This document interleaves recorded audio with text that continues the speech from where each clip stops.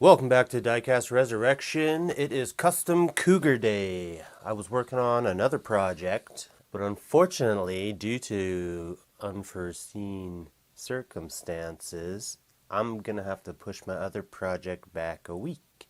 And we got this Cougar that had the fender rotted right out. So we're gonna fix this. We're gonna paint it orange. Should be an easy one. And that's what's up.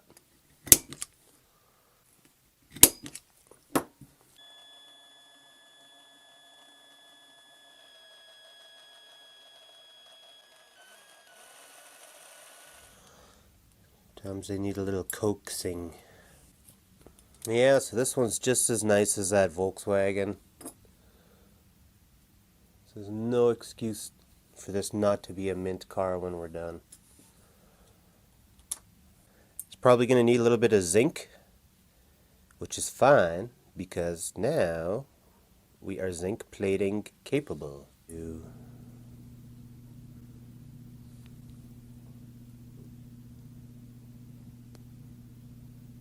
Bubble paint. Bubble. Oh yes. Custom Cougar. We should do a chrome Cougar. Redline Super Chrome. Just about ready to take this over to the Zinc. Get the little hiney. Okay, I'm gonna go give this some hot water and brass brush treatment, and I will come back with a sparkling clean Cougar body. This car is mint, but we knew that already. I'm gonna start by sanding this out a little bit with 400 just to see what happens once we start getting it smooth. So we're just gonna do a little sanding and find out, I guess.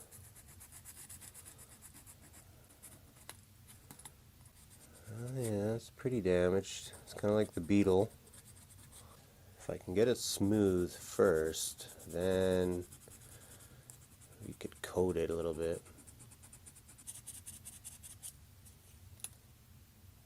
It's a little crusty, but not too bad. So now we're going to wet sand the entire car with our Trizact 1500 grit sponge. Let's get this baby smooth.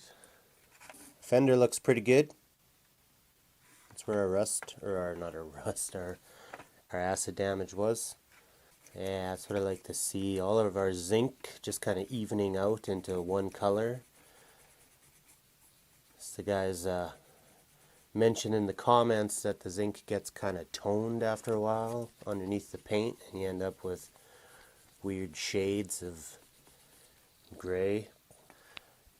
It's pretty damn nice. What I like about these sponges, you can just go to town with these things. They kind of just contour to everything. I want this one to be the greatest paint job ever. Alright, I have finished the initial sanding process and this thing's looking pretty nice. So I'm ready to polish and then we'll go to paint. Get my little cup. Beep, boop, boop. Smear some on the car first so you just don't jizz all over your whole room. I'm going to start on low.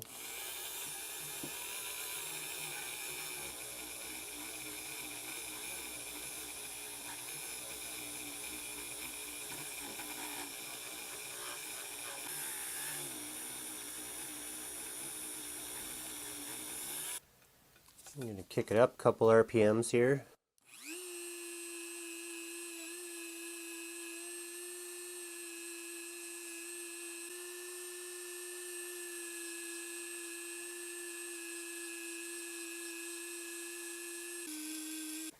This is where in the video I insert the Stone Cold Steve Austin music, just chin chin chin chin chin chin.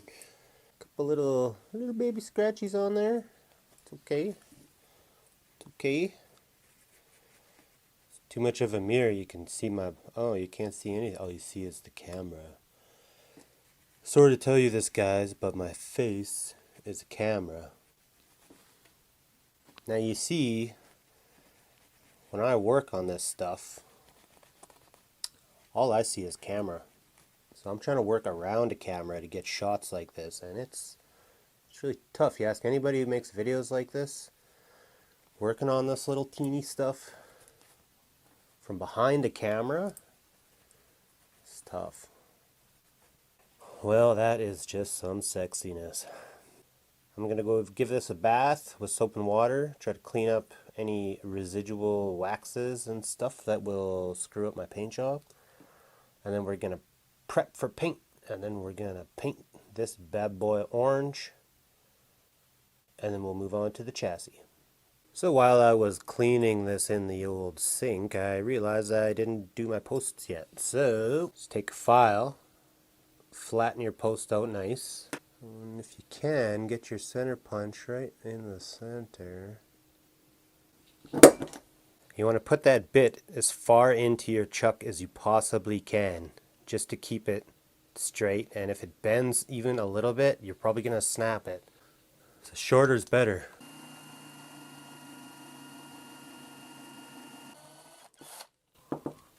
Beauty, beauty. Notice how I didn't drill through the trunk. Very important. Now, put our screw on our teeny turner like so. And while using a medium pressure, thread your screw firmly into your hole, and it'll start tapping itself away, like so. Shake up your paint.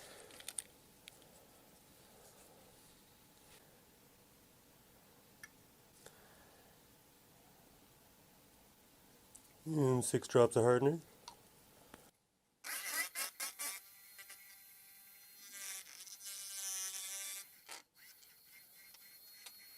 So, everything should be good. I wiped down the car one last time with lacquer thinner.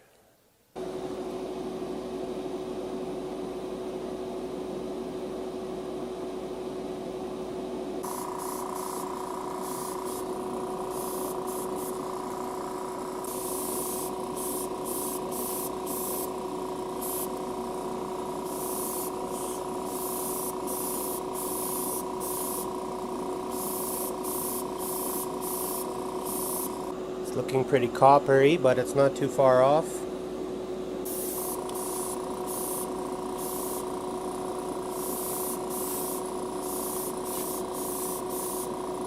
Alright, so getting back to our chassis, this thing is pretty nice, pretty nice. I probably won't be doing much with this. We are going to change out these wheels. And we got a little bit of an acid boo-boo up here on the front. First things first, let's pop some of these tires off. I don't want to bend up my axles. So, I'll just use my nippers. They're pretty brittle. I'm sure you could hear the crispy crunchiness of these tires. That feels better. Alrighty. Okay, so this little bit of plaque here. Mr. Cougar, we're going to have to take care of that.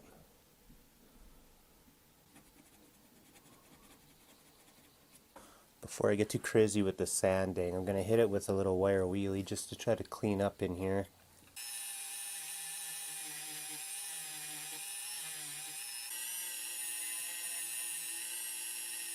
I just want to polish our bumpers up here.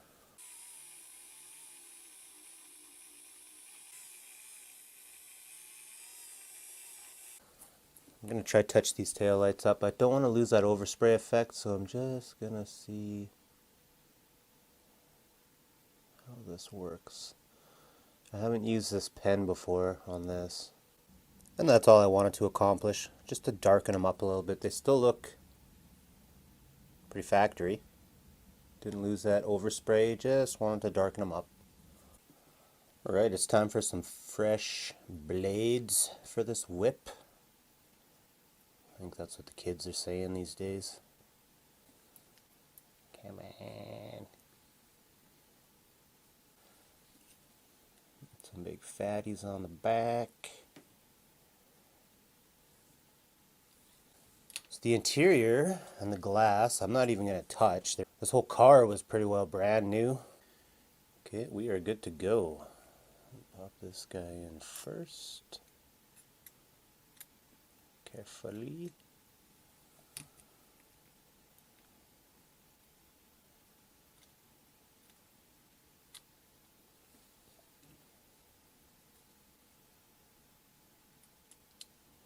Get in right there.